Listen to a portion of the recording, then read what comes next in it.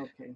Good morning and welcome. Today we're going to talk with Fran Ackerman, one of our most experienced supervisors, about the changes in couples. Before we begin, I just want to dedicate this talk to the memory of Rabbi Refson, David Refson's brother, Rabbi Yehuda Refson of Leeds, England, who passed away just recently. For those of you who unfamiliar, Rabbi Refson is the founder and leader of Neve Yerushalayim, and he's basically the father of the Family Institute.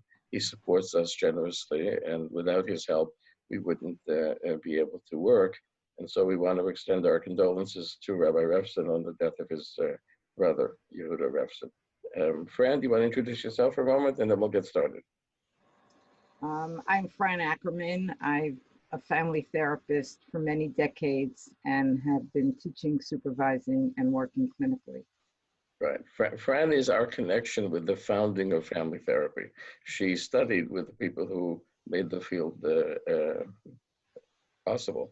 So, Fran, what we thought we would talk about is couples today and the way in which a certain balance that couples reach in usual times becomes challenged at the time of crisis, and how the couple can work with it and how we can help couples to work with that. Okay. So one of the things I thought about is the fact that every relationship has patterns and dynamics, and there are people who are aware of the patterns and the dynamics, and there are those who are not necessarily aware of them, but the patterns and dynamics continue. And when couples are challenged by a crisis, the patterns and dynamics are usually challenged as well. Now, one way of thinking about symptoms is that they are a way of dealing with anxiety. And when there's a challenge, the anxiety goes up. And then the symptoms might exacerbate, the dynamic might become sharper, more intense. And the question is then, what happens to the couple relationship? So there is obviously a variation in couples, in those who have more flexibility in how they relate to one another and to others, and how they relate to a challenge, and those who have little flexibility in how they relate to the challenge. And I think currently, since we're in the coronavirus period and we're spending much more time with one another generally, we can experience this kind of challenge. Right. Fran, I thought, that it might be worth mentioning, since the Institute is dedicated to being a place that's comfortable for Haredi therapists and for Haredi families, to think about the kinds of patterns that happen that take place in a Haredi couple in the context of Haredi culture. Because I think what's expected of the couple to solve by themselves as a sort of nuclear family or leaders of a nuclear family might be different in a large extended family and in a community where the context of both the husband and the wife are much more rich than they might be in a rich and sort of ongoing, continuous, than they might be in a different setting. Okay, well, on the one hand, I'm always reminded of the fact that people are more alike than they are different. So Right. that in spite of the fact that Haredi culture, like all cultures, has specific expectations and norms, Haredi couples deal with the same issues that other couples deal with. However, there are differences as well. Uh-huh. I think one of the major differences that I see is the reluctance to let outsiders know that there are problems. Uh-huh. The notion that we are perfect and any imperfection will harm our family members and harm the ability of family members to have shidduchim matches, in other words, marital partners, is a very strong influence on their notion that they should keep all problems under wraps. So that's a huge issue. And given what's happening now, and the fact that many Haredi families live in small quarters and are large families, and generally deal with a lot of issues by having activities, as we all do, that help them get some separateness and some alone time, that is being challenged very seriously now. And I saw in today's morning paper, this doesn't relate to Haredim necessarily, is that the shelters are filling up because the anxiety, clearly, of being together is very high, and the fear of violence is very high. Now, this is not unique to any particular population. We know that this is across all populations. What is true of Haredi families is that they're generally very large. Often they are poor, and they live in small quarters. So the inability to go out, to send the children outside to play, makes a very big difference. I think also the fact that they don't use electronic equipment, many of them, don't have computers or smartphones, which children use, maybe misuse, but it certainly helps keep them busy, makes it a greater challenge. So I think that too is a greater stress on the family. Right. So now another factor is the value of learning, of Torah learning for the husband, and the fact that a woman values this very, very much and wants to provide a context in which her husband can spend a great deal of time doing this. On the other hand, she has needs and needs help with her family. And how does one balance this challenge when there's a crisis? Right, right. So if we take the word flexible that you used before, and we try to connect it, because it's sort of a continuation of some of the learning that we do at the Institute, with the notion of differentiation, it might be fair to say that the families that seem to have more flexibility are blessed with perhaps a higher level of differentiation. And that means that the couple works in two different subsystems, which we can then try to elaborate. One is as spouses, and the other is as parents. That the parents and spouses are able to recreate a different balance. In other words, they can take the pieces of the puzzle, and together they can form some different patterns that would be more flexible, and that would be connected with a higher level of differentiation. Whereas the families where the differentiation level is low, they feel stuck in whatever the pattern is. In other words, the patterns that they have haven't been recreated very recently or very continuously, and they feel obligated to them. They don't know how to recreate them. But if you lose your pattern, you lose your family. The whole thing starts to crumble. What do you think? No, I agree wholeheartedly. And I think it's to those families who are at a higher level of differentiation, the ability to find resources within themselves so that they can modify their patterns or find even new aspects of themselves so that they can adapt to what's necessary, works very well. And each one responds to the other in a way that's constructive. And when it's not constructive, they can modify that. In other words, they're able to find within themselves the ability to adapt to what is needed, both as parents and as a couple. And also as an older person, I'm very aware of the adult child, since I have several.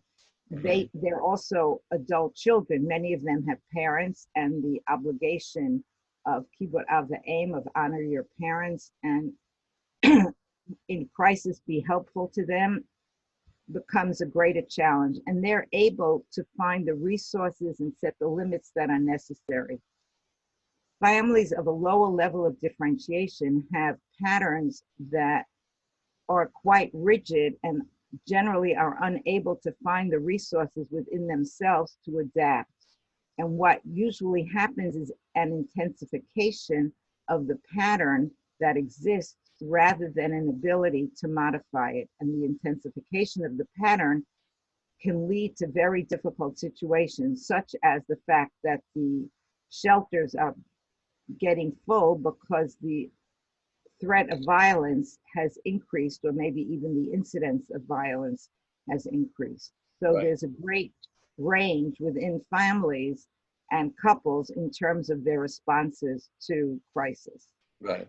One way that we might think about it, I know you like to think out loud, so here's one way to think about it. There's a psychologist named Robert Kegan. Obviously, it's a Jewish name, in Boston, who proposed the following way of looking at development, which might be useful for thinking about the flexibility of couples. Kegan suggested that a baby until about 18 months feels that the I of the baby is actually not responsible for the body. It lives in the body. The body is here and the I is here. And then that kind of flips. And the relationship here, this is me and this is my body. And then in preschool, when children feel emotions, they feel that they're inside the emotions. This did this to me, this did that to me. And over time, so until about 12, it flips and you can say, I felt something, that I'm here. And the I includes now the body and the emotions. And then in adolescence, when children have complex thoughts, a lot of times it's like watching politicians. In other words, that you're in the thought, you don't have any control of it. It has to be that way. And then over time, which I often say for women is about 20 and men 120, the thoughts that you have, you can say, I have a body, I have feelings, I have thoughts. The I is the master of all of them. So if we look at the couples that we're talking about, and we say that when they form a couple, a lot of times it feels like the patterns, whatever it is that we call the couple after, say, a year or two, those patterns, we're inside the pattern. We can't change it. We have to live within it. Whatever it is, that's who we are. And over time with couples, it starts to feel like, oh, we created that pattern, so we can change, but here we are, and here are the patterns. And so we're bigger than the pattern, so we can, but that doesn't happen to every family. In other words, there are couples that are blessed with that, and we can learn when they say to themselves, oh, Corona times, we're going to have to live differently. And they recreate it between them. But some couples feel that if they don't continue the way they were all the time, that there's no we. And they don't feel, in other words, that they feel that that's the way they have to do it. They have to do it, like I said, more and more and more. Otherwise, there's no we. They can't flip it into let's recreate. On the other hand, because you have the situation of a crisis, sometimes a couple will say, look, we're fine. When we do it, it's fine. But now you're challenged with something different. So you don't have to say whether you were fine or not fine, but you can say that when the world isn't fine, so we might do something different. And, I've had some couples who were challenged by going away on a trip. And I said, well, how about during the trip, you do something a little different because of the trip? And they changed their whole patterns. And they came back from the trip. They said, we can stay on the trip. This is better for us. So in some ways, Corona times may allow people to say, we have been fine, but now we're being asked to do something different. And it's sort of like that ladder that gets you down from the tree. What do you think? No, I think that's interesting because what I hear you saying is that this is an opportunity. Also, right. It's an opportunity to tap into yourself and find different ways of being. And I believe that each of us is very complex and we have different parts, different components, whatever you want to say. And the context brings out certain components and subdues other components. And this is an opportunity to bring out other components. Right. Again, I think this is probably much more possible for families of a higher level of differentiation who can manage their anxiety in a way that's flexible and think about accessing other parts of themselves. When the level of differentiation is lower, the level of anxiety is extremely high, and the ability to relate differently and find other parts of self is quite limited. Right. And I think as therapists, if we work with people like this, it's particularly challenging to understand how severe the struggle is for them and how the fear and anxiety controls them and binds their ability to find other ways of being. Right. Um, I couldn't quite follow the flips of the this is me, whatever, whatever. But You're probably not the only one. actually, I filtered it through my own language of No. What's your own language? first of all, my own language would be in terms of couples that the we is part of being the couple, and the I, the person who can say, I am part of a couple and I have a part in what's happening, Right. rather than the lower differentiated person who externalizes generally and thinks, this is being done to me. I have no choice because this is what's being done to me. Anybody in my situation would be doing what I'm doing because there's no choice. In contrast to the higher differentiated person who thinks, this is a dance that we both co-create. I have a part in it, my partner has a part in it. I can modify my part. I can take responsibility for my part. Um, Clearly, that's part of the maturation developmentally. At what points it takes place in different individuals is obviously different, but I think it's an essential part of a higher level of differentiation and of an ability to deal with a crisis in a way that's more constructive. Right. You see, if we go back to Keegan, by the way, you're not the only one who has trouble understanding Keegan. I had to read it a couple of times. But when his book was translated into Japanese, he went to his father, talking about adult children, and said, my book was translated into Japanese. And his father said, wonderful, wonderful. When are you translating it into English? So if we would to say, for example, that the anxiety, when you have the anxiety, so then the question is, here I am, and this is my anxiety, or I'm inside the anxiety, and I got to do something to survive it, but it's not mine. All of CBT is based on that flip, that, if you're feeling something, it's inside of you. But people don't, the reason that there's a whole school of treatment about that is that people often feel what I'm feeling is not mine. I'm inside the feeling, the same way that, a school age kid feels, becomes someone says, he did this to me, she did that to me. And they don't, we help them to say, and then I felt, but it starts as the feeling was bigger than me. So when the anxiety takes over, you struggle for survival. And a lot of times you feel that the thing you need to survive against is your spouse. And so that obviously doesn't create uh, um, flexibility. It makes things worse. But let's think for a minute, about. I'm going to interrupt you because I want to relate to the opportunity piece before we go on. That's what I was hoping you were going to do. Oh, so one of the interesting things to me in working with couples who are faced with a crisis, I'm not talking now about the coronavirus, let's say a crisis in their own family, Right. it's the issue of vulnerability, because I think that intimacy includes the ability to feel vulnerable and to share the vulnerability with your spouse, Right. and feel that it's validated, heard, understood. And it's interesting with couples who have difficulty with this, they will often say, if my partner is down, I have to be up, with the assumption that if we're both down, we won't survive, which I don't think is true. I think that comes out of a sense of anxiety that being down will keep me down, that I can't be down and then come back up. And I think that this is an opportunity, in a sense, to be down together and come up however one comes up. But that doesn't mean that you're drowning. It means that you're intimate and being supportive of one another. And I think crises afford this opportunity to couples. Well, I couldn't agree more. The people with higher differentiation will do it, and so they actually can teach us how to do it. the people with lower differentiation, it's a real challenge now. We're not seeing them. We're talking to maybe one spouse or the other spouse. It's hard to do couples therapy remotely. It's hard enough to do individual therapy remotely. But so a lot of times, if we think about our people who are doing the therapy at the Institute, they're talking to one spouse or another. And a lot of times that spouse is talking about how awful the other spouse is, how it makes. And so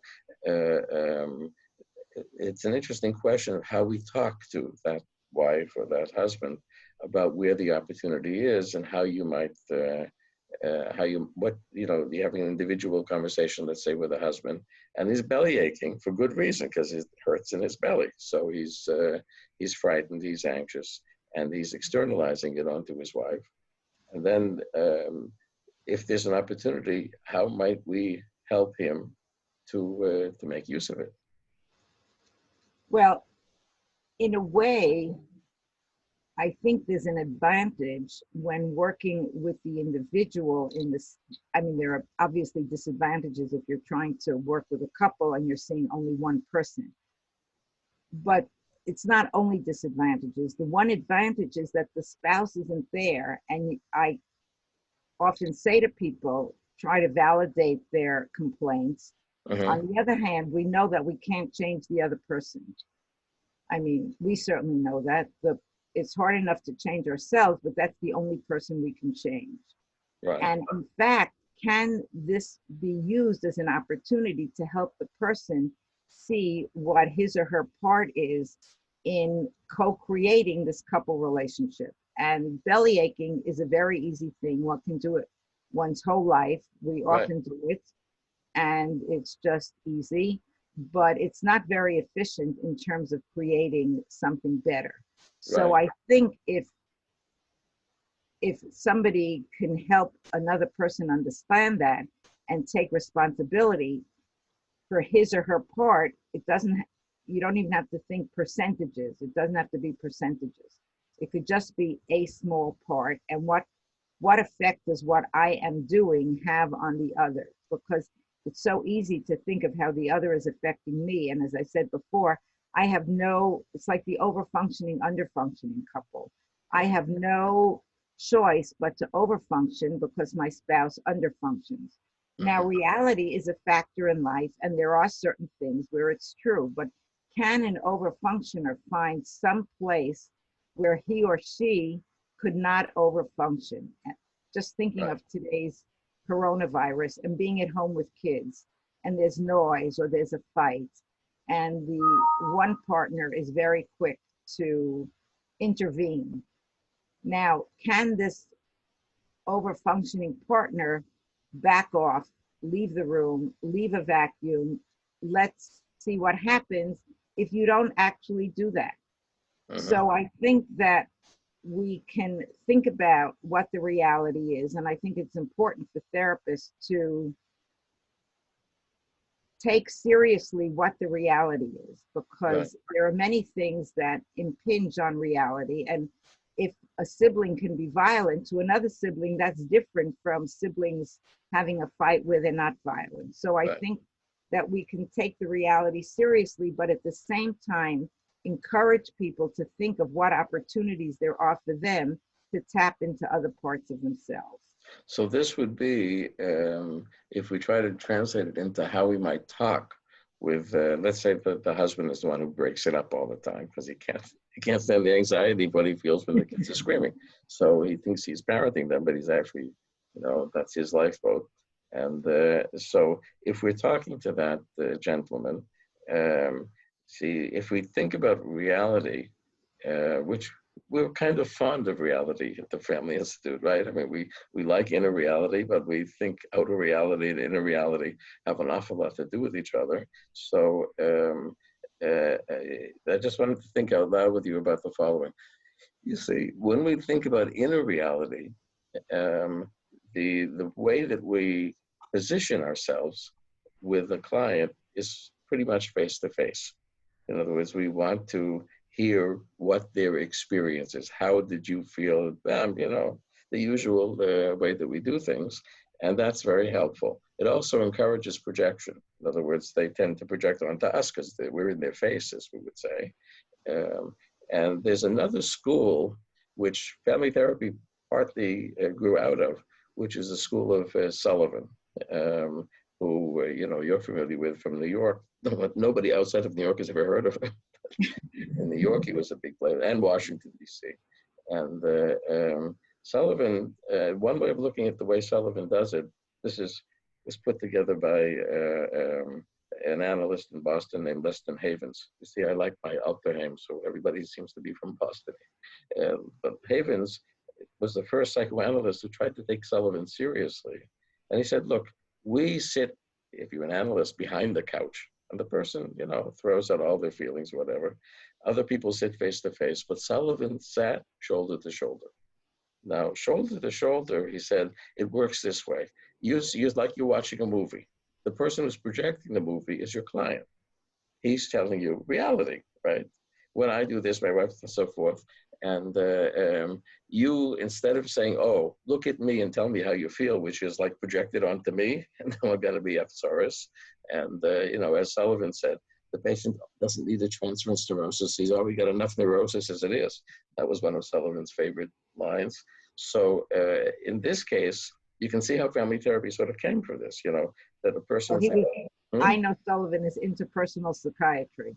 Yeah. That's interpersonal. But the interpersonal between you and me is between you and the other people out there. So how do I know what's going on? You describe it. It's like, when family therapy started to look at the family from the other side of the mirror. So this was a way of being the other side of the mirror with the clients. It's, you tell me what happened. So, your wife, the Machshefa does the following, and then, you follow the reality, the actual sequence. And you can see where family therapy would have grown from this. Don Jackson was a Sullivanian. He brought all this with him. For those of you who don't know, you can Wikipedia Don Jackson. We won't be learning him directly, but he's one of the great geniuses. Did you ever meet him, Fran? Sure. Books. He wrote books with Watzlawick and Weakland, Change, right. And the books that are harder to read. Pragmatics of Human Communication. I was on jury duty. I read that twice while waiting to be selected. Okay, folks. Listen, it's a Rahmanis on you in some ways that we're not reading the Pragmatics of Human Communication, because you have to read it like Lahavdil Gemara. You have to go through it slowly. But Wikipedia it, and if you're stuck in Corona times, like jury duty, and you want a good read, I'm sure you can download it for free. It's an old book, and it's a classic of looking at what goes on with, they call it pragmatics. In other words, pragmatics. They analyze the details of communication and give them terms which are very interesting. Which was reality. So if we take this whole spiel back to, I'm talking to this man, and he says, instead of saying, look, we might say, well, what did you feel? And then after you felt that, what did you do? And then what did she do, and so forth. Then you might say, that way of doing things works well when we're not in Corona times. In other words, when you go to yeshiva in the morning and you can talk to your buddies, you don't have to tell them how bad things are, but you can, you have lots of male companionship and communication. You release a little of it, but you don't go to yeshiva now. And so you're at home the whole time. So what would you think you could do that would be different? You would choose to do something that would be different at this particular point, the point where your belly hurts, right? But if you chose to do something different, said, why should I do something different? Why should I do something different? She should do something different. And then the answer is very simple. Which of you is more able to do something different, right? Everybody's part of the problem, who's part of the solution? And the deeper you complain about her, the more you say to yourself, well, the first move might have to be me. So if you did the following, sort of first move and said, if we all lived in Corona times all the time, we probably would be a different couple.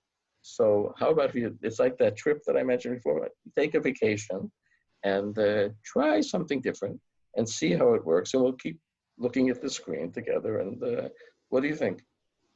No, I agree. One of the responses that I sometimes get when I talk with somebody about working on self is Uh-huh.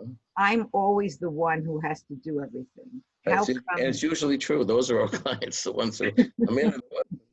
It's fair.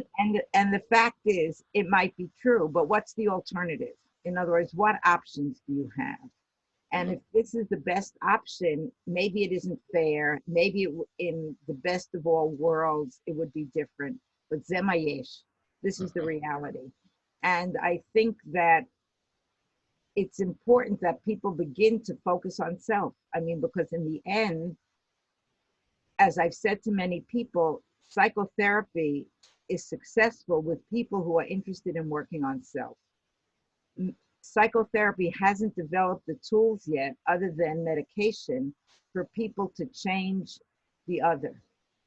We're not able to change the other. We can only change ourselves.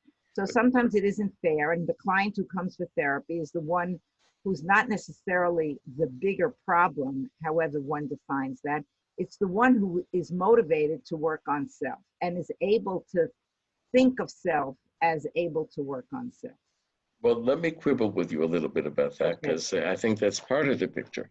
But if we're talking about the higher differentiation, so everything you said is true because that's the person who's leading the differentiation. He or she can think about the self and so forth. But when we're at lower differentiation, we might be shooting ourselves in the foot by saying, if you can't talk about yourself, don't talk to me. See there, that's where the forms of therapy for lower differentiation actually don't work on self. They work on changing the other, but not willfully. In other words, let's say you say to the husband, well, look, it's like a game of chess where you both know each other's moves. So you know that if you're going to do this, that's going to happen. Does it surprise you that the Machshefa does that? She does it all the time. So you're not surprised, right? So, Laughing at your Machshefa, and we go ahead. no, no, no. Well, we'll switch to the Right. news and then go, Whatever. of course, the other one. So, but she always does that, right? So then, what if you see? We say to him, you know, um, but she also knows your move. So how about if you free her from her move by changing your move? You might be freeing her. You see, when you talk about a system, a Change couple yourself in order to change the other, in other words. actually, you don't have to change yourself. Just try doing something different.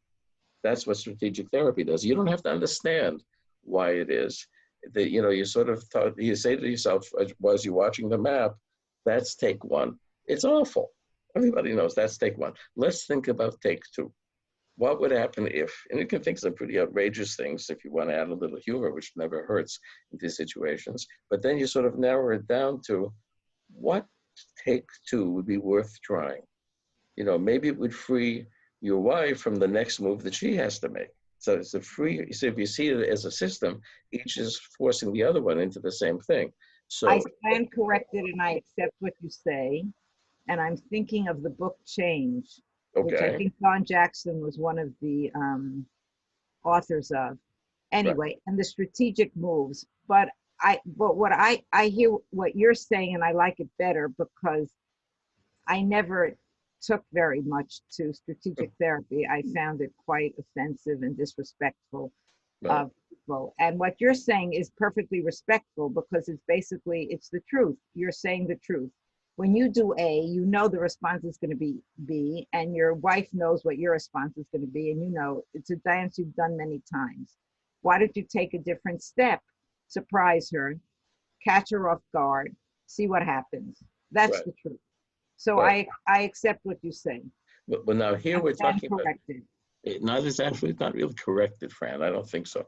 I think it's because we're at you and I are a slightly different generation, and I think you were right that the origins of strategic therapy, of thinking about how the therapist is going to get somebody to do something different, was manipulative and disrespectful. That was the tone of it. The only thing that wasn't manipulative and disrespectful was Milton Erickson, because he wasn't capable of being disrespectful to anybody. But his students, it's like Freud and his students, things get narrowed down very fast. So the Erickson groupies tended to write as if the therapist is this all-knowing God knows what, who, Magician. yeah, and because you're behind the mirror, so you have this nevuah, and you know what they should do. And that was really problematic. Now, I have to tell you that when I got this filtered down, probably if I had heard Don Jackson, I would have had the same reactions that this isn't therapy. I don't know what it is, but it's not therapy. But when I heard it half a generation later, I have to say that I heard it as a child therapist. And I said to myself, first of all, I was blessed by learning Milton Erickson before I learned his students. That helps because Erickson just is playful. And as a child therapist, I said, oh, you can play with families. Now, play is not disrespectful. Play begins with, it's this, but it could be that. That could be, for those of us who have recovered from the headache of Keegan and remember what we learned about mentalization. Oh, that's the latest headache. Mentalization is when there is what there is. That's how people say that. That's not mentalization. That's what's called schizoid paranoid, if you like those terms, but you're stuck. It is what it is, zemayesh. And mentalization, using your noggin, there's no word for it in Hebrew because there's no word for noggin in Hebrew. Mentalization begins with, what else could it be? What else could it be? Only human beings can think about what else could it be. And then the way to be able to think about what else it could be is playful. That's what play does. It thinks about what else it could be. So with the first generation of those strategic people, they didn't sound like they were mentalizing. They weren't saying, what else could it be? They were saying, it's not that, it should be this. And so they missed the whole point, in other words, in the process. But if we allow ourselves to be playful with clients, and frankly, sitting side by side, in that emotional strategy of watching the show, allows us to be more playful. Because when it's one-to-one and you're face-to-face, and the client begins to project it onto you, and then you laugh, it's disrespectful. You can't laugh at him. But can you laugh with him about the fact that it's going to happen, and how many more times is it going to happen, so forth? Then you can become playful because it's his movie, but you're watching it with him and say, oh, that's a good one. You say, well, wait, don't tell me. And then after she does that, I know what you're going to do, right? You're going to do that. It says, no, I'm good. Oh, but yeah. So you get it. And I say, well, what if you took take two and you did that? You see, it's what we're talking about isn't content. It really has to do with being able to play with reality. And in some ways, the therapy room is a beginning of that process for a couple. Let's say you're talking to the husband, and you see in a playful way that this particular scene could be different, and then you can play with possibilities. That makes him, it flips. It says, oh, it could be different, and I'm not in it. You want to be the actor, you want to be the director, you want to write the script, So that's one way that we might be able to think with lower differentiation families, of not saying, look, think about what's the matter with you, because they can't do it. But think about what you might do differently. No, you're part of the solution, basically, right, is what you're saying. And the right, way you help be part of the solution is act in a way that's different. And right, that will bring out something different in your wife or right. in your husband, whatever. It might, but if in mentalization, like with mentalization, it has to be what's worth trying, not more than that. In other words, one of the problems with strategic therapists is they're too damn smart, and they said you have to do this, and then they had all sorts of billpool about it. What if they don't do it? But nobody has to do anything. But if you create in the room the possibility for a different move, you can also say to your client, this is written in water. She's not here. So we're thinking about it. You'll probably have a better idea when you have this Einfall. When you're at home, it might occur to you to do something else that's the opposite of what we're talking about, but gives you an opportunity. The idea is to free somebody to, that's where it was a so-called quibble, to change. It's not really changing the other person, but it's changing the two of us together, which would be like a creation. Right, but going along with the client's feeling that I'm okay and my spouse is wrong, how can I change myself to change my spouse, is a way of helping change the couple interaction. And it doesn't have to be only focusing on self, which I hear what you're saying, and I've certainly experienced, and it does happen. It does happen, right? Sometimes Right. you No, it think about definitely it. does happen. I mean, in other words, And you've seen people will couples. say, Yeah, remarkable, I stopped criticizing this week, and there was a remarkable change. right. And obviously she deserved criticism, but I didn't criticize anyway. And within that context, there was a remarkable change. And Right. sometimes they'll even say, and I felt somewhat different. Right. And then differentiation goes up, and you can talk about self. Right. In some ways, it reminds me of what you know, Bowen is about as far as a theorist from strategic therapy as you can get. But if you look at his own self-therapy and you look at his one major eitzah, the major eitzah in Bowen is whatever you usually would do, don't do for 20 minutes, right? When you're home. So, that's sort of a simple thing to say to one spouse or the other. Says, when you see that the reel is starting to go and you know where it's going, wait, but don't do what you would usually do, something else. Yawn, fall asleep, scratch your head, do something different than doing that. So, in some ways, you don't even have to think of what to do, just what to not do. Not do. Right, right. And then it opens the possibility or the requirement, the way I see it, of co-creation. In other words, when you change the patterns, so then who's going to pick up the pieces? Only the two people can pick up the pieces, so they'll do something different, which they'll create together. If it works. If it doesn't, back to the drawing board. I think that speaks also to the tremendous overlap of the different schools of psychotherapy, and the fact that when people create a new school, and people are always creating new schools, they Right. emphasize what they see as unique, and they create new terms for things that are overlapping. And I think it's a challenge for people studying therapy, because it can be easily confusing to hear so many different ways of thinking. Right. In thinking about this crisis now and the intergenerational issues that it brings up, it's quite striking that it really requires for people to manage to find new resources within themselves. Just thinking about myself, I like to think of myself as an independent person, yet I'm old and I'm in the category of very vulnerable people, even though I don't feel vulnerable. Right. And it forces me to be dependent on others for things that I don't feel I need to be dependent upon.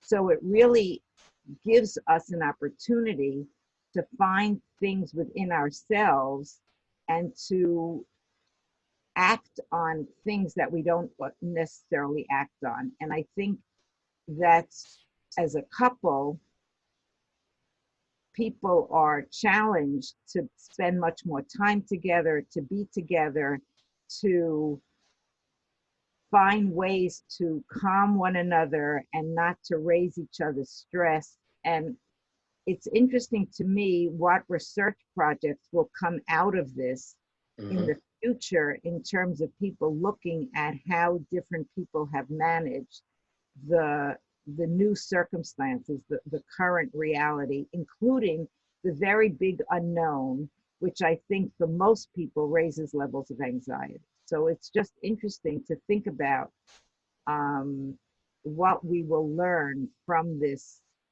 opportunity. Right. We're sending out tomorrow a newsletter, which you'll see when it comes out, where I tried to suggest that this uncertainty is a very great stress on parents. If you look at parents as a source of certainty, that they would like to think that their certainty is certain. It comes from some reality that's knowable, and that different age levels of children need different levels of certainty. I mean, you don't tell a baby why you're anxious, you get them to stop being anxious.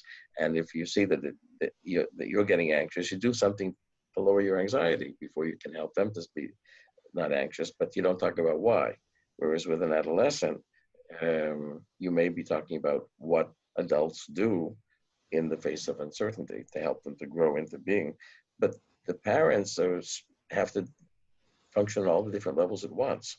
And so it's easy to see the parental subsystem as a splitting, and one being forced, you're talking about who's the helper and who's the being helped, that one may be forced into being the source of certainty when there is no source of certainty, rather than the two of them working together about how we help each other when we don't have certainty. There's something about, because you actually, when we talked at the beginning, if I could just get you to expand a bit more, you talked about how oftentimes a couple will have a certain pattern where one is being helped and the other is doing the helping, and then the one who's doing the helping gets sick, and then it has to change. Can you say some more about that?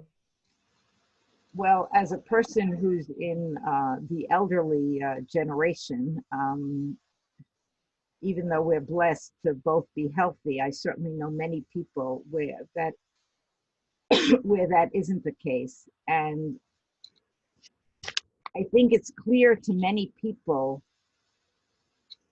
how how they can how they can help their spouse. In other words, as a woman, I certainly, in many couples, it's the man who's a couple of years older, and the male has been more vulnerable, I think, since conception. The male is a more vulnerable part of the human race. So Right. the men tend to get sicker and die earlier, etc.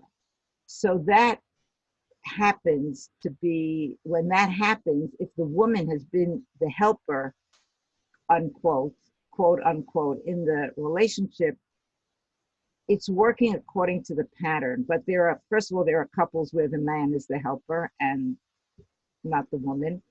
And obviously, this is not a 100-0 kind of aspect. But sometimes the person who's been the helper is the one who becomes sick. And then the one who has been helped is challenged now to become the helper. And again, the variation can be thought about in terms of level of differentiation.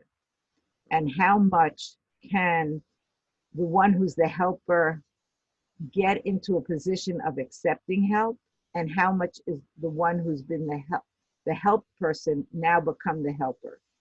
And it varies considerably, I think, according to level of differentiation and the ability of people to find within themselves aspects that haven't been developed previously, but now can be developed. Right. And the places that I've seen it, the people have functioned quite well. Mm-hmm.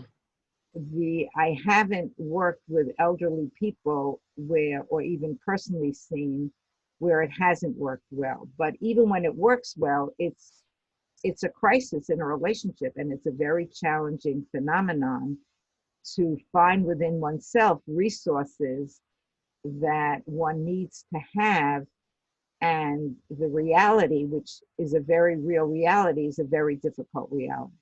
Right. So I think as therapists, thinking about what the pattern has been for this couple, and of course, this is a pattern of many years, but it nevertheless dates back to their own families of origin and how they work within them and what parts of themselves they developed, and helping people become aware of that and become aware of the fact that even though this is what they did and this is what their partner did, they do have the capacity to develop other parts of themselves, Right. which, as I say, in my experience, both personally and professionally, I have seen that people have done that. Right. Now, I'm sure there are places where it isn't happening well, and I think that probably those cases are people who are left in institutions and don't have people who are attending to them, and they're quite it's a very sad situation. They're isolated and lonely and really not taken care of. But I personally Mm. haven't had experience with that. Well, what you're raising is, if the situation is a complete flip in the couple's roles. In other words, before we were talking about some changes and so forth, but if it's a flip between being dependent and becoming the helper rather than dependent, uh, I think there, when you can think about the self, in other words, when you have a higher level of differentiation and can sort of zoom out and say that being the helper is one thing I've done, it's not the only thing I can do. So, the role that here I am and here are my roles. So they're flexible. But with differentiation is lower, it probably is impossible. In other words, in those cases, if we think about our role with those families, it probably is too much to think that the couple can suddenly flip the roles completely. And so we sort of end up doing sort of social work. In other words, we end up thinking about how to spread it out, thinking about what are the other resources, thinking about this family, how are they going to get through this? Because they're not going to make that change. It's too big a change. And so the issue is sort of to go into some other mode, some other kind of regulation. In other words, if we can't do the extraordinary task of changing roles, as we would call it co-creation, intersubjective, what is it like for you to be so dependent on me when always and so forth. But if they can't do it, if it's just, beyond what can be done now, then we may have to think about how the family can organize to cushion it, to make it less severe and to, hold our breaths and vote on whoever expert is talking today, saying it's going to be 1 month, 3 months, 6 months, whatever. Choose your expert for the day, and and figure out how it can be contained temporarily. It could be that some couples need to separate, but they need to do something different. That's what families of origin and other members of family might be. For you were talking about, for example, the shelters and the rise of the risk of imploding in the family and people becoming more violent and dangerous to each other. And it may be that in those families, it's the better part of wisdom to spread things out. In other words, before somebody gets hurt, just to say this family cannot be contained in this way. Let's try to figure out other options. And there to some extent, while the Haredi community is challenged by lots of people in small spaces, on the other hand, they have big families and they have resources that probably if you're not in the Haredi community, you don't exactly know what those resources are because a lot of them are informal, as they probably should be. But if you say, let's find some resources, let's do something so that you're not going to drive each other crazy and get hurt. No, I hear what you're saying and I agree. And I think one of the sad realities is that low differentiation families, regardless of the size, the relationships are often so intense and complicated that using each other as a resource, which is very common in most families and certainly in the Haredi communities where chesed is a very big value and is practiced, can be extremely helpful in those families with low level of differentiation. The difficulty of finding resources that work become very, very difficult. And I think the notion of social work and finding resources even outside the family is very important because the relationships within the family may not be able to contain the difficult, intense reactivity of the family members, that their reactions to one another are so intense and so rigid that they cannot help one another. Fortunately, that's a small part of the population, but it does exist. Right, and they're at very great risk. Right, and that's why the shelters are a very good alternative. Right. And they're probably full of people who have a relatively low level of differentiation and don't have families, extended families that can be supportive to them given the intensity of the relationships that exist. Right. But I agree. I mean, people need to be aware of the fact that distance and separateness is something that can help them calm themselves and their relationships, and it can be temporary, and it could be yes and no, and the uncertainty of what's happening and how long it will last, and contaminating one another. These are very difficult situations. And Right. with the upcoming Passover holiday, I mean, it's, Pesach Seder, a family event, and what's going to happen is a big challenge, I think, to our community. It's not an easy challenge to contemplate, even. Right. There are those who, who have worked in emergency rooms in New York, who know that Christmas is a nightmare in the psychiatric emergency room, because I think you could say that maybe the Christians made a mistake, because the depth of winter and the family holiday, that's not smart. So we do Hanukkah then, but we light candles. In other words, we're not. So it's a little less intense. But our holidays, where people start to suicide, are Rosh Hashanah and Pesach, because that's when people re-experience the family and go nuts, and say, I thought it could change, but it hasn't changed. It's the same old, and they're squashed together. But at least it's warm. At least there's light. So there's a certain advantage to that. But Pesach is more, let's say, if you look at the psychiatric emergency rooms, there's more of a curse than a blessing there. In other words, a lot of families are challenged beyond their capacities. And if there's all sorts of expectations, about the level of cleaning, and it sort of makes the family into almost any family before Pesach is like a caricature of itself. And some families can't afford that. So you take Corona and put it on top of Pesach, and we're heading to something that potentially could be quite dangerous.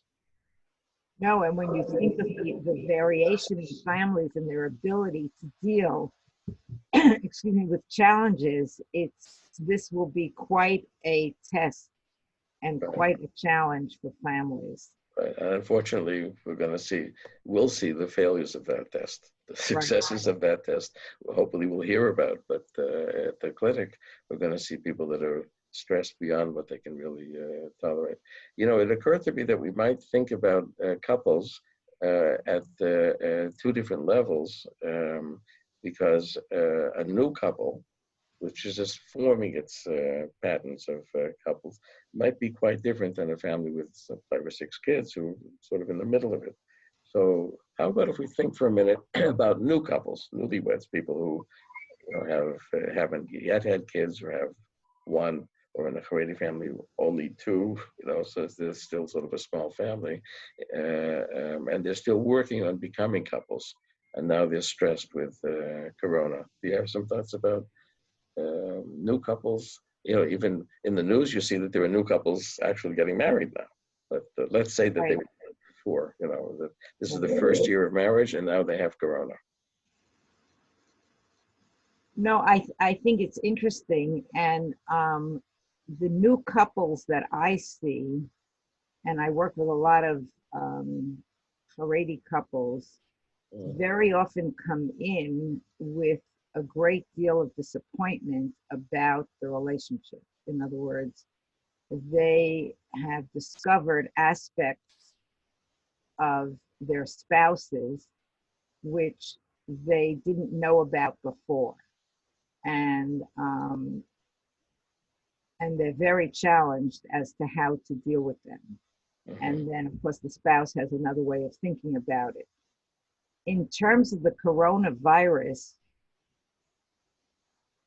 the couples that I see, given that I have a private practice, so they are paying.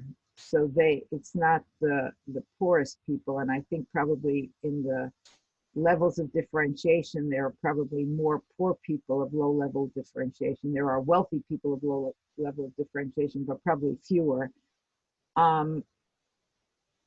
what I see is that there's a great deal of resource for family of origin, and that I could imagine, I don't have any specific examples now, that this can exacerbate the notion of my family is better than yours. In other words, your family includes a lot of nutcases. In other words, people who Right. function very, very poorly, and who wants to hang around them.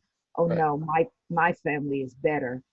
And it's, I think that's a very, I've worked with couples, even who've been married a very long time, where that becomes an issue as to whose family do we value more. And and sometimes the data is such where, let's say, somebody's family has somebody who's been hospitalized psychiatrically, or things that are quite data that you can say, well, this family has more problems. And yet the feeling of the person, and this is true, I think, among newlyweds and probably continues a long time, is one of loyalty. It's kind of, I can criticize my mother, but you don't dare criticize my mother, kind of thing that happens. So Right. I think among newlyweds, this issue of whose family of origin um, do we go to? How do they relate to us? Um, how do we work on creating a relationship while we're so preoccupied by this? I say that if the reality feels like a science fiction movie, there's just so much that we don't know about. It Mhm. seems so unreal, but the fact is, it's very real. Right. And I think the stress on a young couple to relate to one another at the same time that they're preoccupied with themselves and with their families of origin and with what's happening is probably difficult. And again, there would be a great variation depending on the level of differentiation of people who are able to manage this challenge, talk about it with one another, support one another, and those where the anxiety about the challenge is so great that they move toward either distance or conflict. That's what I would think, that the ways of dealing with it would vary again along the level of differentiation. But Right. with Haredi families, I think the notion of the support of the extended family is a very big resource for Mhm. most families. So it might be worth taking a loan from the higher level differentiation families to try to figure out how we help with the lower differentiated. Because the higher differentiated look at each other and say, we hope, you know, people aren't perfect. That's a pretty Jewish notion that people aren't perfect. And so neither family is perfect. But in a higher differentiated family, you can start to say, well, what are the resources of a family that's more critical? What are the resources of a family that's more laissez-faire? What are the resources of a family that where the closeness is very tight? Families that sort of look at the different families and say, okay, so this couple now has some diversity. You say diversity with a positive sense. Right. This way you have different cards to play with. You have two different decks, so that's interesting. Um, Now, the question, if you have blessed with higher differentiation, in other words, if you're secure enough in your relations with your family, you can see what's better and what's worse about it. That's part of being differentiated, to see people as people and not as how they have to be. So if we try to look at lower differentiated families and you see as a new couple who is just discovering each other, and the easier parts to discover are the bad parts, because those don't threaten you so much. You see them as the other person. Um, so then we would ask ourselves, how would we help a new couple in the face of this corona business, which is undoubtedly making the anxiety bigger and limiting the resources and so forth? How would we help them to do to form a better we out of this stress? Do you have some thoughts? Well, I often think about, I try to conceptualize, how do I supervise? How do I work? How did I learn family therapy, et cetera, Right. et cetera. And I think the first thing obviously to do is to see where they are. In other words, what is happening between them that's getting in the way of their feeling supported and cared about by each other. So that's one aspect of what happens. And often what happens is criticism. In other words, I see the negative in my spouse, and that's what I see. And I think the notion of complexity and seeing that the negative isn't 100% negative and it's not 100% of who the spouse is, and thinking about where it came from so that one can think about it in more gentle ways, and taking responsibility for self and thinking about what do I do, like you were talking about before, what effect do I have on my spouse? Hmm. How can I contribute to having a relationship that's more like the one I want, rather than just think about how my spouse is not contributing to having the kind of relationship that I want. I think um, that's the way I would think about it. And I think another factor that I think is interesting is that the Western world values communication and expression a great deal. And I believe that there are some things that are better left unsaid. Hmm. And I think criticizing one's spouse's family of origin in most cases are better left unsaid. And Hmm. I think that one can stretch oneself if one can, and as a therapist, we can encourage people to do that, to see the the positives in what we would ordinarily see as negative. And and if we can think complexly, we can think that. We can see that, Hmm. because intense closeness includes closeness. It might be intense, it might feel choking, but there is a closeness and a caring.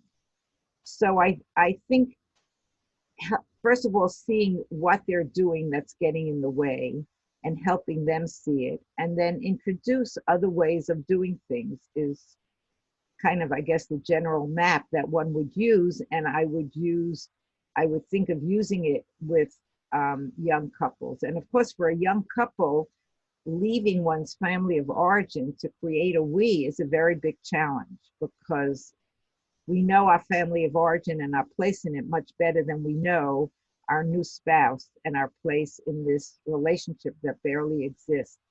Right. So helping them balance these two, I think, is another aspect. Right. You know, our students undoubtedly have nothing else to do now with Corona except to start to reread the Family Crucible.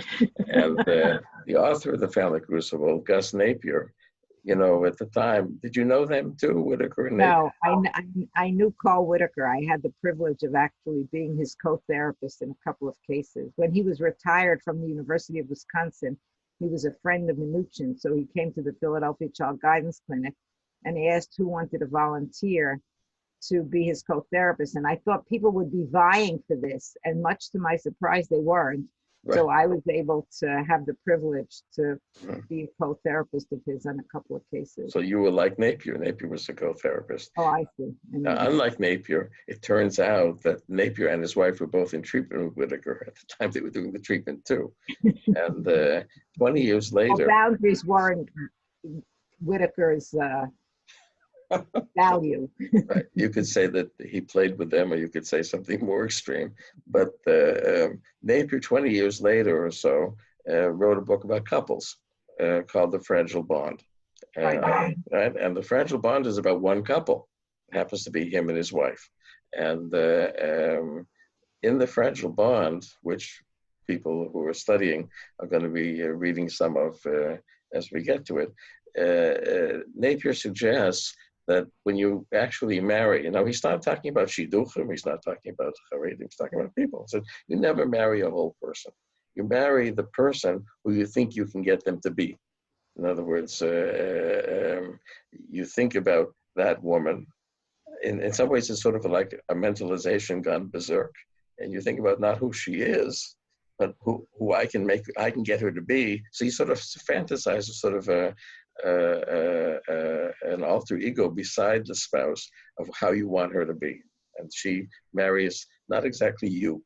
She marries what I can get you to be, which is usually something that is more comfortable in the family of origin, right?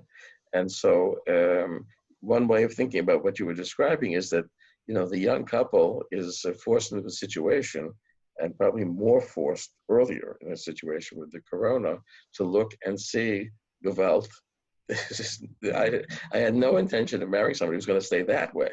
The idea was that I was going to get him to be different. I was going to get him to be different. So, they say it usually takes 7 years or 10 years. And then there's this big crisis around 7 or 10 years where you say, uh-oh, it's brutto, it's not netto. This is a whole person. So in some ways, what you're suggesting is that the young couple is being challenged to recognize a whole person with all the earlier than they might. Earlier than they might. And, if you say with the shidduchim, so anyway, they didn't even pretend that they knew the other person. They sort of knew some sort of an envelope of what might work out. They didn't deeply know the person. They weren't supposed to know the person. They're supposed to get it right after they get married.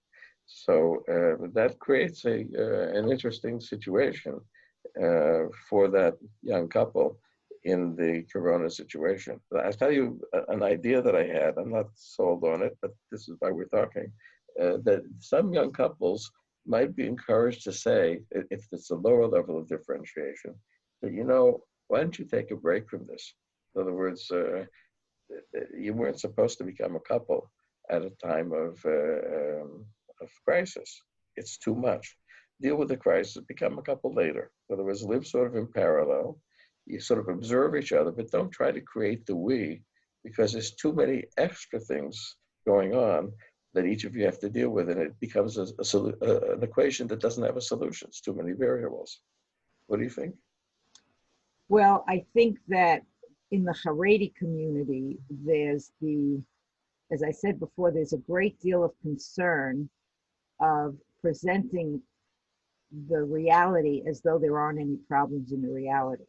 Right. And I think the couple would be very stressed at presenting the fact that they are having difficulty coping with this challenge. And where it makes sense, in a sense, to deal with the crisis and then come and deal with the couplehood later, I think those couples that I know would have a great deal of trouble living, let's say what I hear you suggesting is a lot of separateness built in. And I think they would need to cover things so that it looks like they are not challenged, because accepting that there are problems is not an easy thing to do within the families, at least that I've worked with. Right. You see, what I'm not suggesting that they would, God forbid, tell anybody that they have a problem. Usually they get divorced and then they tell people they have a problem. But I was thinking along the lines of, let's say if it's a young couple, we're working with the self and so forth. It's just not available. They're very tied into their own families of origin, and they roll in the family of origin. They're not creating a couple. So you might say to them, pretend that you're a happy couple. Pretend. That's culturally syntonic, right? And it's not a great deal. Right. But have a lot of contact with your families of origin. In other words, you talk to your mother a lot. Now, you see, because she's telling him, stop talking to your mother and talk to me. But that may not be sustainable during the corona crisis. He's worried about his mother. And so it may be that he feels more comfortable talking to her than he does talking to his wife. Sure. But you might say to the wife, this isn't going to happen now. If the more you bang your head against the wall, the less it's going to happen. So you'll have a corona catastrophe, but it's superfluous. Why don't you just wait? Pretend that you're a happy couple. You talk to your mother. He talks to his mother, and don't tell each other what you talk about with your families. And you need to do some things that you have to do together. But the emotional intimacy that involves separating from the families of origin, becoming different from who you are in the families of origin, is not sustainable at a time of crisis. But if you wait, you'll have a better chance at it. This is a new thought to me. No, I think what I translated into is lower your expectations. This is a time when everybody is anxious and anxiety gets in the way of high functioning. So lower your expectations and appreciate the fact that the reality that you're dealing with now is extremely difficult. And don't expect things to be the way you would have expected them, which doesn't happen anyway, but slow down to close to 3 miles an hour or 2 kilometers an hour, whatever, Right. and do what it takes to feel comfortable, and don't expect to develop the kind of marriage that you're working on developing at this point. I think that makes a lot of sense. And pretend to be happy. And right. In other words, you could be happy because actually Right. what's making you miserable is each other. So you stop doing that. Um, as long as it's sort of temporary, and then you figure then we're gonna Right, right. figure it out. And appreciate the tremendous stress that this is having an effect on you as an individual, as well as on the process of creating a couplehood. Right. Appreciate that, lower your expectations, do what makes you comfortable, which is to be closer to your families of origin, and accept that that's true of your spouse as well. Of course, what will happen probably is that one will be more accepting of this than the other, and then you'll get a pursuer distancer kind of phenomenon, and then you can work with that. Right. Right. Well, you might help the pursuer to Right, to relax. back. Right. So that would be a way. And see, one of the things that would be paradoxical about that would be that by telling people not to form a we, they actually are forming the only we that they can possibly make right now, which is a we that's suspending some of the things that they can't do, but they're doing that together. When you started, you talked about the high level of anxiety being, or unmanageable anxiety being a problem, in couples, because people fight about it, make each other more anxious instead of help each other. One of the things that I wanted to ask you about as we're heading to a close is the room in a couple, you see, couples sort of expect, I think, if I'm anxious, you're going to help me. That doesn't always happen. And because you think I'm going to help you, so I'm going to make it worse because I don't know how to help you because it makes me anxious. Right. Your anxiety is triggering my anxiety. Right, right. So then one of the questions, especially for the lower level differentiation families, it would be, is there a way that a couple could create exercises that either they do together or don't do together specifically, but that each one knows that until they're not anxious, they don't talk. In other words, for example, I'm thinking sort of continuing the thought we had before that, if you're anxious, call your mother. And when you're less anxious, then we'll talk. Not about what you talked about with your mother, that's something else. But what each of you can do on your own, and then you meet when each of you is not anxious. So that if one of you is anxious, you say, well, let's find a way that we're both not anxious. We'll meet when we're not anxious. Do you have some experience with that? See, in your generation or my generation, in America, not in the Haredi community, people say, I'm going to smoke a joint. That's what connected to driving at 2 miles an hour. That's how people drive when they smoke. They drive 2 miles an hour. They get picked up for going too slow. So, there's something to do that lowers anxiety.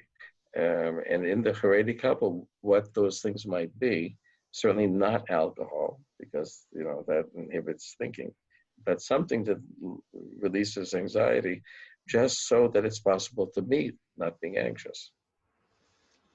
I don't know, the thought that came to my mind is different from what you suggested, is that could the couple kind of develop a code where they rate their own level of anxiety, sort of like from 1 to 10, Right. and communicate to each other just by writing the number or saying the number, and a hand or signaling the number, right? Right. 10 plus, so that somehow there's some way of communicating. And I think what one of my thoughts is how to deal with the expectation that the other will help me calm myself. That, I think, is a very important part of what dealing with this stress is about, and how to appreciate that the other might be spinning out of control with anxiety, and therefore there's no way he or she can be a resource for me who's also spinning out of control. And what I hear you saying is, can we help the couple realize that this is happening and that they should seek other resources, like speaking to members of the family of origin rather than seeking it from each other. Right. And I think that's a good idea. And I like my idea because it, in addition, it leaves you at least some way of being connected to your partner. Even if you see your partner as not a resource for calming you, that bit of connection can be a little bit calming. So I think the combination might be a good idea. See, what you're suggesting in some ways when you give, a number, it's an intersubjective communication, right? Now, it's not an intersubjective expectation in the sense that, the idea is that when I'm over 7, you stay away from me. But when you say you stay away from me, it means you're not responsible for it. You Right. didn't create it, and you don't have, so I don't trigger your anxiety. But you don't meet until you're at 4 or less, let's say. So that also, now, since we're in the Corona crisis, it's worth mentioning that there is sometimes therapists think that therapy can do everything, but there is an herbal solution for anxiety that becomes overwhelming, that is non-medical, that has no side effects, and that you can order online because for some reason in Israel it's not available. And that's the plant that's called St. John's wort in the English-speaking world. In most of the world, it's available freely without a prescription. It's sort of harmless.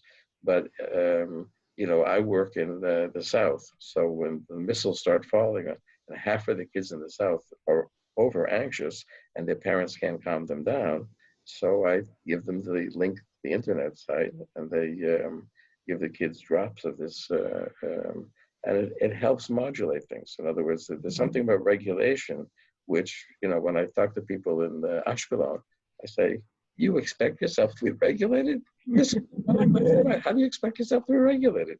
So then that makes sense to them. So then they take responsibility on themselves. It's not, let's say use a plant. So he said, it's not the doctor who's regulating me. I'm regulating myself. It's a self-treatment.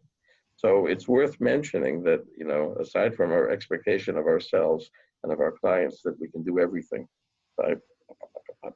That it may be that as an adjunct in a time of real crisis, that a simple herbal solution like St. John's wort, which you can order online and it comes in a week, and Meches in Israel stop bothering it.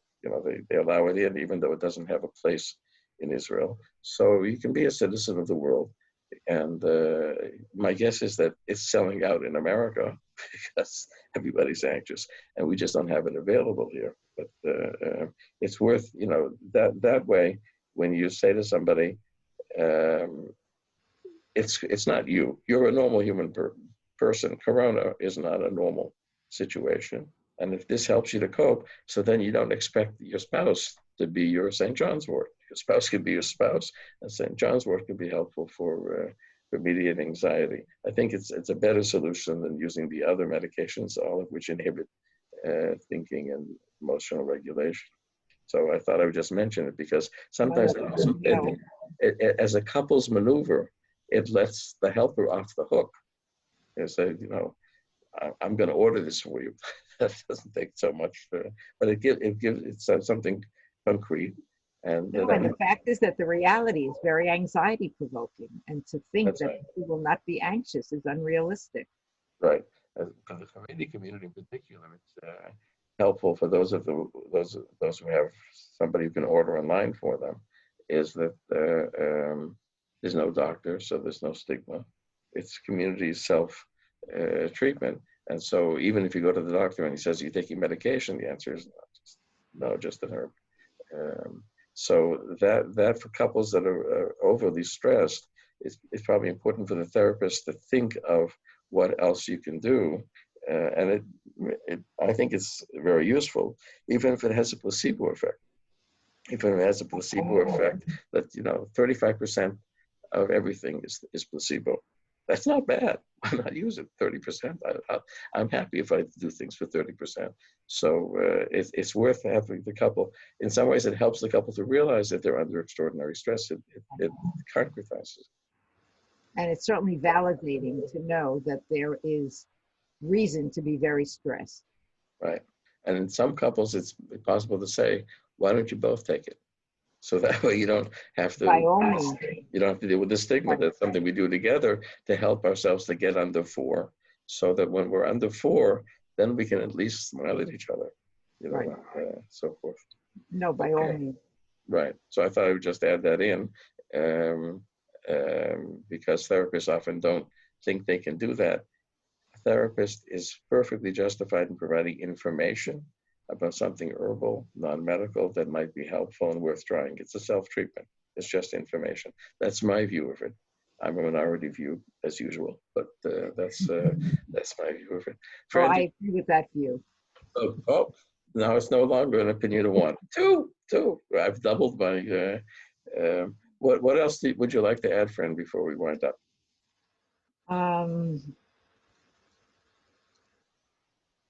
First of all, it's always interesting to talk to you. It gets my synapses kind of moving around, some new neurons bumping into each other. You can hear them moving. It's a pleasure. Right, that's always interesting. And I think that we all need to be aware of the fact that we're being very challenged and that this is not an easy time, and to validate the fact that this is very difficult and that we're all doing the best we can do, and to, rather than criticize, look for the positive. You see, you suddenly switched into the we, which I think is a very, very deep move. In other words, getting through Corona together is actually a basis for a we. Even if the way you get through it together is by turning your backs to each other and trying not to just kill each other, but it's something you've decided together. There isn't any I to get through Corona. It's all we. And so that gives a special place for family thinking, and that gives a special place for Corona being a place that's also an opportunity, which is what you started with. To support one another. Okay, I'm going to press stop recording if I can find it on the screen. Thank you. Thank you very much, Fran.